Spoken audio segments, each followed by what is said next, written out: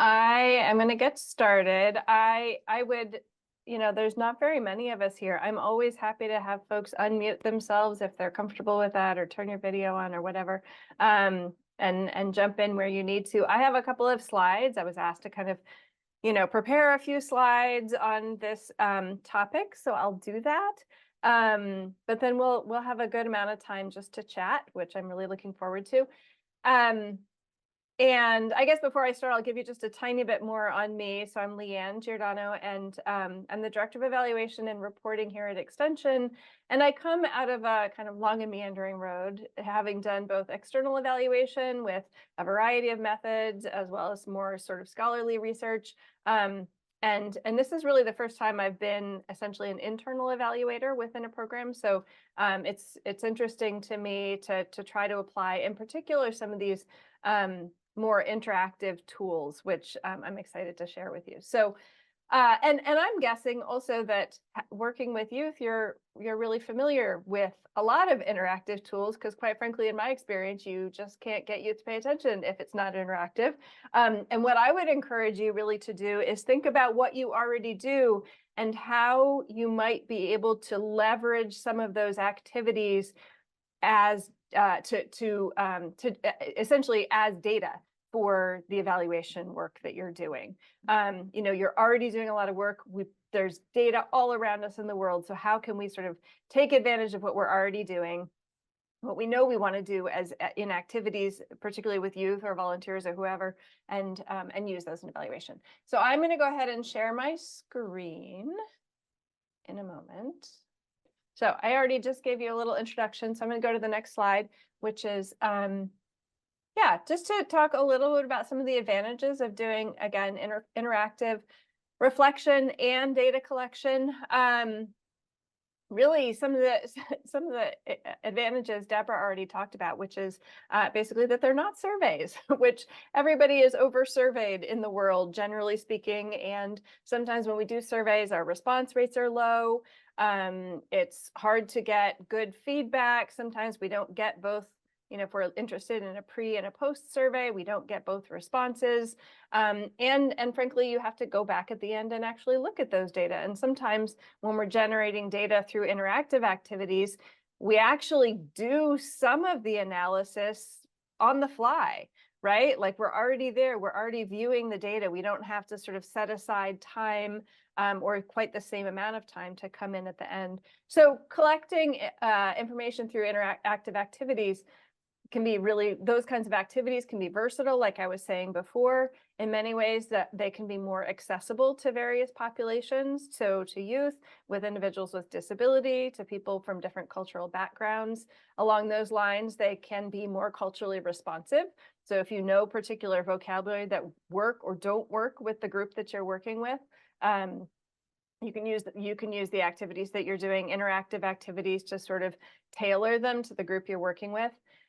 Again, the data are immediate, like you have those data in your hands. You can actually use them even within the group you're working with to do a little bit of analysis. The activities can be customizable, and they can even be fun. Yay, evaluation is fun. So just to move forward a little bit, and again, we'll see this slide later, so you don't have to take notes or anything, or rather we'll see this this list, I guess you'd call it. There's a lot of different things that you can do, and this is such a small snapshot of what you can do.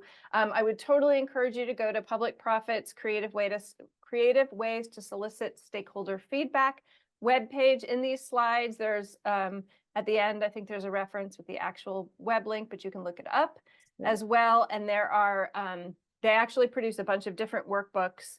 I think I have another slide on this, but they have one that's focused on youth, one that's focused on, I think, culturally responsive activities, et cetera. But, the kinds of activities that we're talking about are essentially data collected from and with program participants through activities that encourage individual reflection and group interaction, right? So it can be individual, but it can also be sort of a group networking type opportunity. So these can include a variety of activities. It can be some forms of creative expression. You can basically solicit feedback slips or, things like sticky notes on, hey, how was that program? Sometimes we use, I like, I wish, oh no, I can't remember the third one. I would like to know. Yes, exactly. I'd like to know more. You can have folks do diaries, especially if you see them over the course of, in outdoor school, you see youth over the course of several days. You could actually have them do a journal and collect those journals and sort of look at how they're progressing over time. Interviews and focus groups, I know that there's another breakout on this, but I would consider those as potentially interactive approaches as well. Youth could interview each other, volunteers could interview each other, they can conduct focus groups with each other, and then finally a variety of reflection games and activities can also fill this bucket. So I'm going to talk just a little bit about an example from, I don't even have a good name for this. This actually, this is something I worked with Deborah Good on for a recent meeting. It's actually with adults that are part of a national initiative. And I'm just calling it an image selection example. There's got to be a better name, but I'm not sure what to call it. So we basically asked folks who are part of a very new grant, what connections and synergies do you notice between the projects that are presented? These were people who all came together new for the first time in this meeting. So we gave them a bunch of images to select from at each table that they were at. We asked them, each person, to select an image, to share an observation with the table group, and then to basically make posters that helped us understand better what they were seeing in terms of the connections and the synergies between projects, and to embellish the posters as they saw fit. So here we have examples of people sharing, photos of people sharing their images at the table. So it was just fun to see them sharing what they thought about, why they selected the image, why it made them think of these projects and the connections. And we actually had a table scribe as well. So we had someone taking notes about the conversation that was going on a separate sort of Word document. And then these are the posters that they generated. So you can see pictures here of the people actually, taping up on the poster, sort of embellishing the poster with captions. And then on the next screen, these are the 5 different posters that were generated on the top row. So you can, again, see how they sort of, put things together. But then in the bottom row, these are specific pictures. So I went around and I took pictures of all the posters, but I also took pictures of every individual photo that was taped up there, every single image that was taped up, and the caption that was beside it. So along the bottom line, we see youth voice. That's something that stood out for someone as a connection between projects. Or secret sauce, that she said I couldn't find.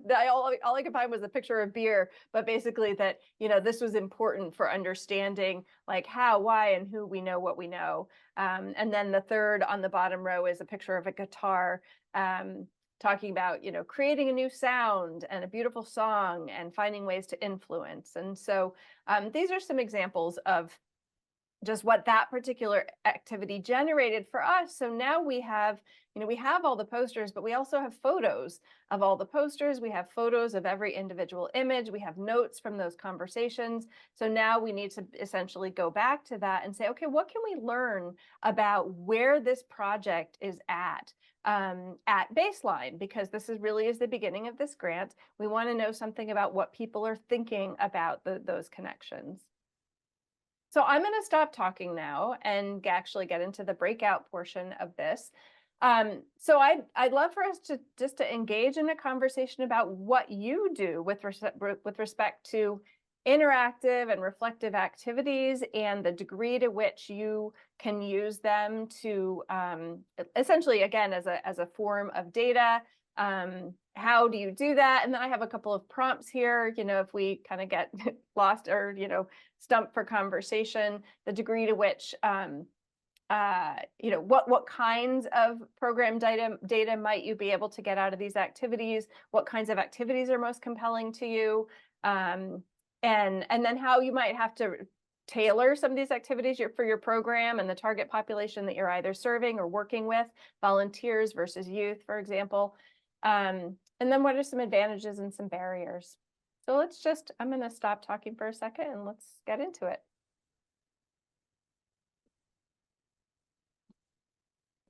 I appreciate being more creative in this process because I really loved the outdoor school conference, but there was just so many evaluations after every single one, and it really felt excessive, and it kind of reduced the value and the way that I was able to like give feedback or my enthusiasm, and like doing it so immediately, like after you process it, it kind of like took you away and you're like, okay, now go on your computer or your phone instead of like being in conversation. So I just appreciate this idea of like doing it in a more fun or creative or kind of a different way.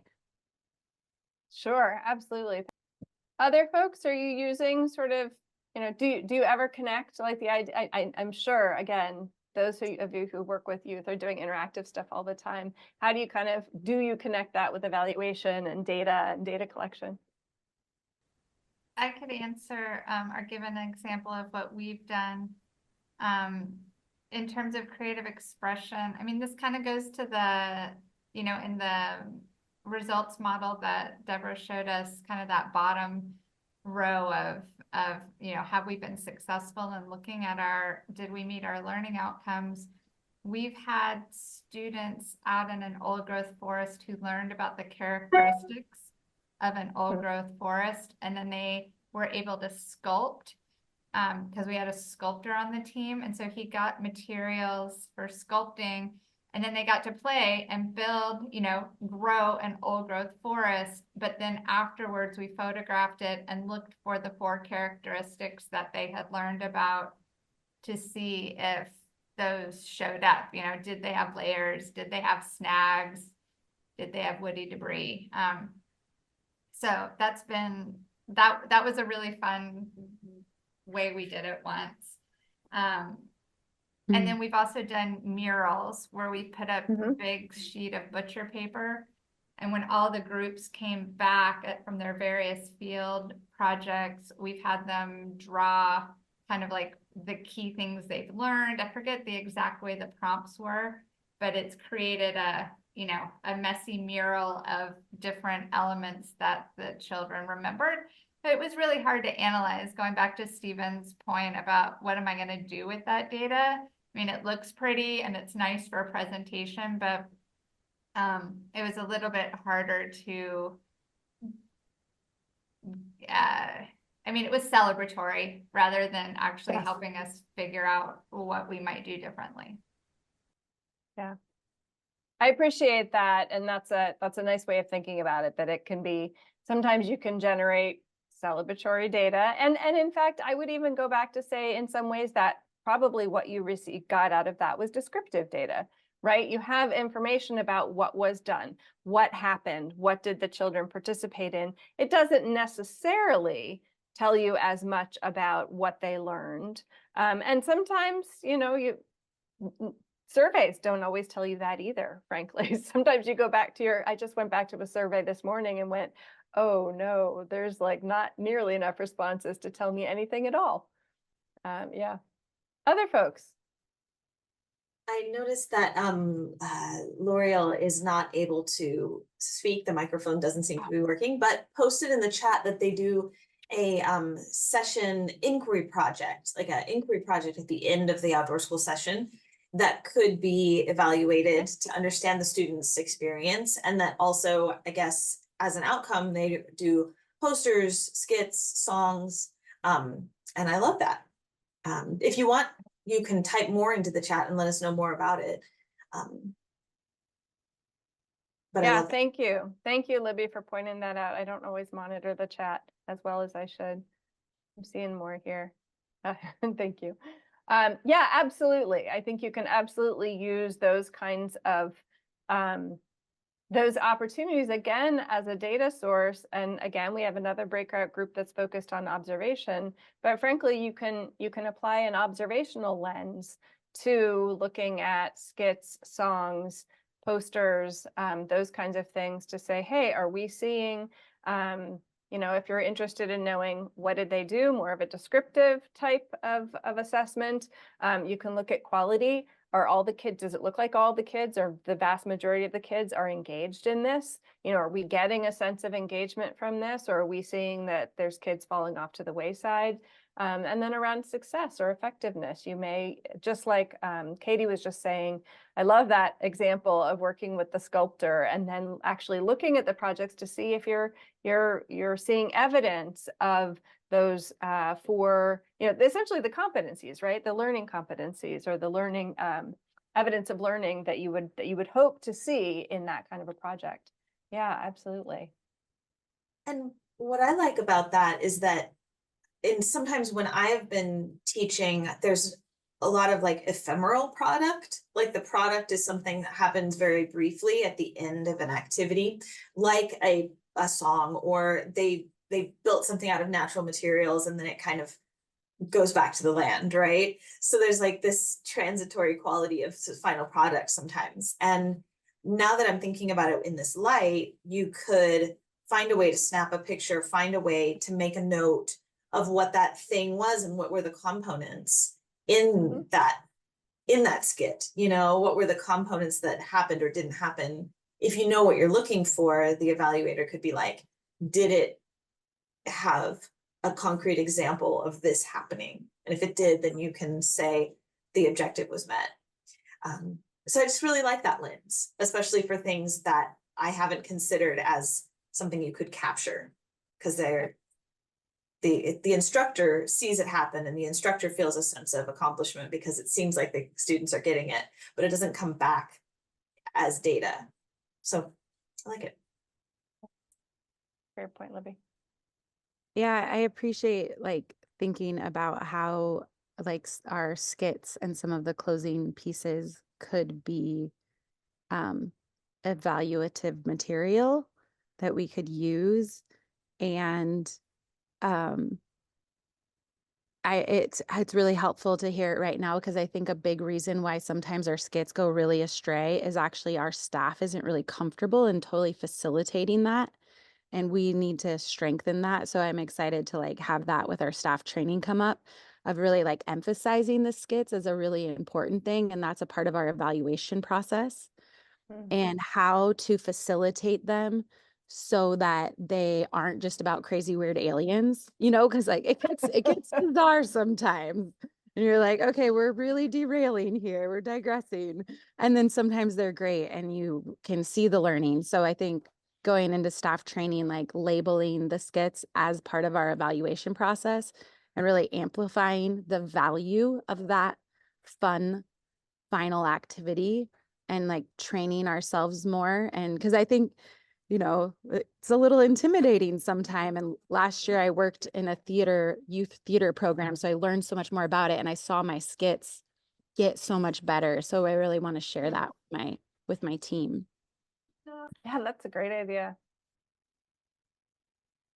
And when you know what you're going to evaluate for, it's kind of cool the way it creates a feedback loop. So if you know there are certain criteria that you're looking for in that final product that will be on your, will be the way that you make meaning out of these skits, then you can set them up as objectives and you can like scaffold directly toward them. You're like, well, they need to exhibit these 3 characteristics. So my instructors need to be able to like communicate that and get the students there.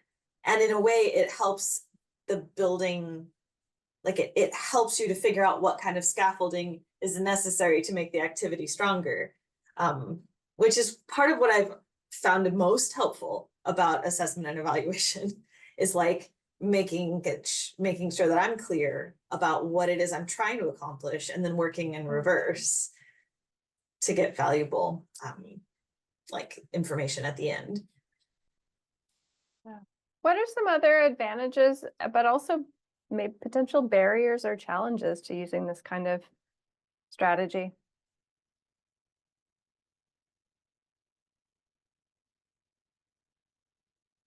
Seems like harder to collect long-term data.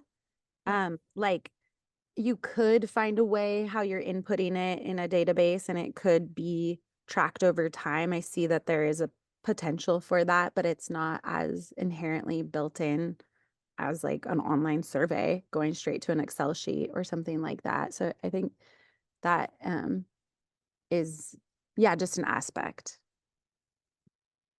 Yeah, absolutely. And that particularly that sort of I don't know if when you say long-term, I'm assuming that you mean around sort of follow-up type data.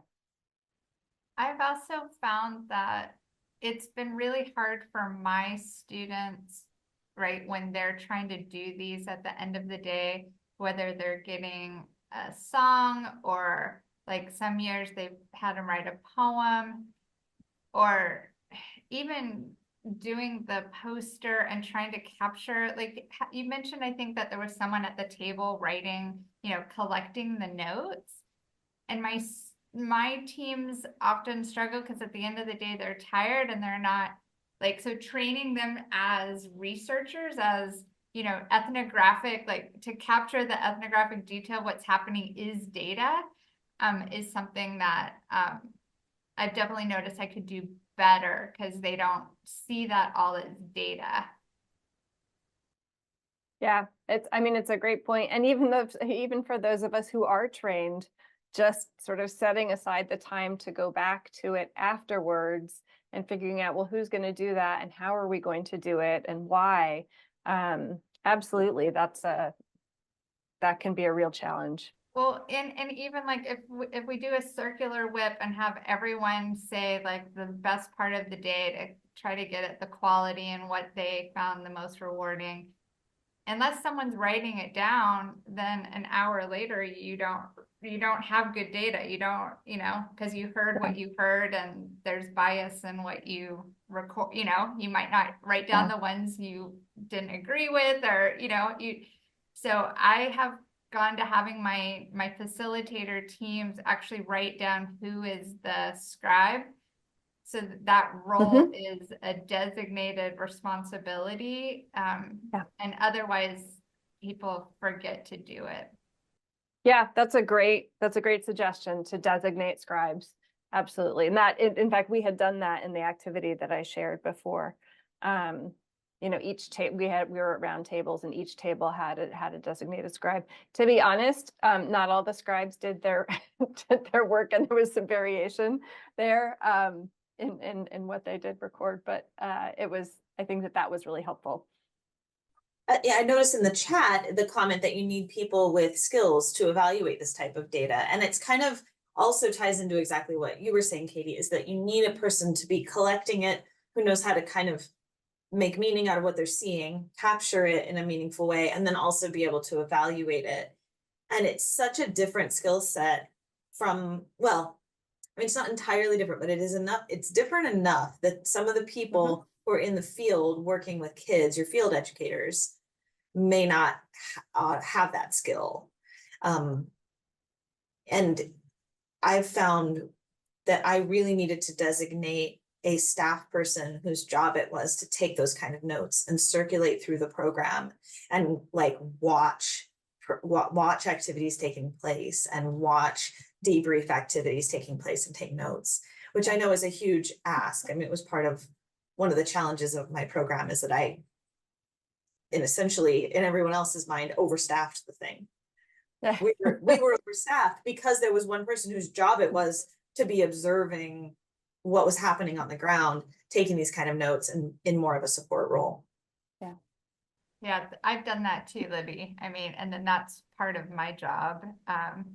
And being trained as an anthropologist, I really don't actually want them to interpret the data when they're collecting it. I want them to be descriptive and like capture, and part of that like disciplinary training of like text analysis, I love them to just write down what people are saying, like when they can capture, the actual quotes, so it doesn't get translated, so that we can see that what people were saying. Yeah. It's hard. That's tricky when people talk a lot, but if the questions are short, sometimes you can get it verbatim. Yeah. Yeah, and again, if you can get participants to write down some of what they're thinking, you do have the direct quotes, which is, takes the burden off of staff, puts a little bit more of the burden back on the participant. But if it's an activity that you might have them do anyways, it might be, it might serve some double duty there. A couple of other things in response to, these are great comments. One option too is to take some of these data that you've collected, maybe clean them or organize them a little bit first, and then basically bring them back to your team, right? Bring them back to your leadership team or your staff team to say, hey, these are, this is what we got from, one particular exercise. Let's make some meaning of this together. And I don't know how much Deborah has talked through the what, so what, now what activity. She may get to that at some point, but it's a nice way of saying, these are the data, what do they seem to be say? Like, how can we interpret them descriptively? Well, so why do they matter? And what do they tell us about where we might want to make changes? And so, there's ways of taking these interactive data collection and turning it into interactive data analysis, or even, like I said before, even having the youth do some of that. Or having volunteers do some of that as part of their debrief. I mean, that would be super interesting. And obviously you can't do everything. The other thing I was going to say is that sometimes, with some data, I would say the activity is super important and the data it's not about the data, right? Like, so if people are expressing oftentimes, if we ask people about their satisfaction, right, at the end, especially if it's in a public setting, very few kids or adults are going to say, well, that was crappy. I really hated this. So you're not necessarily going to get a lot of variation. You're not necessarily going to get much more than, hey, that was great. We had a great time. So, just keep that in mind, that you still might want to do the activity, but you may not want to put as much resources into trying to understand what does this mean. Yeah, other folks on what particularly what kinds of program data that these kinds of activities might yield, or other activities that you've heard about. Well, I'll give a plug for nature journaling as a really, really powerful way of it's really kind of a multifaceted tool that has some evaluation built in because it's the product of the learning and the thinking. And there is this tangible, concrete evidence of the questioning. There's evidence of the observations that students are making. There's evidence of how deeply they engaged or how closely they looked. And so it's an activity that is fulfilling in its own right. And it's like meeting all of your social emotional needs and self-reflection and personal engagement and connection building. And then it's also something you can look at after the fact to see what kinds of levels of detail students were able to find. Did they make connections back to their personal experience and lived experience? So great. Thanks, Libby.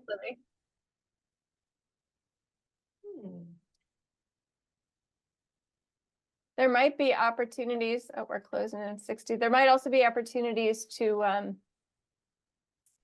was looking at sort of the examples in the photos here, and one of them is the candy jars. So there might be opportunities to do a similar kind of either, assessment during the activity itself, either on knowledge or on satisfaction, using a similar, rocks in a pile. Or, I mean, if you're in outdoor school, you might not do candy jars, but you could do something very similar in terms of having it be more of a kinetic experience, right? Activity-based, physical activity-based experience where students can kind of log, again, their knowledge, their opinions, et cetera, et cetera. Something like that can work as well. I'm sorry, we're going to get cut off. Thank you all so much. That was awesome. Thanks, everyone. It was really nice to chat with you.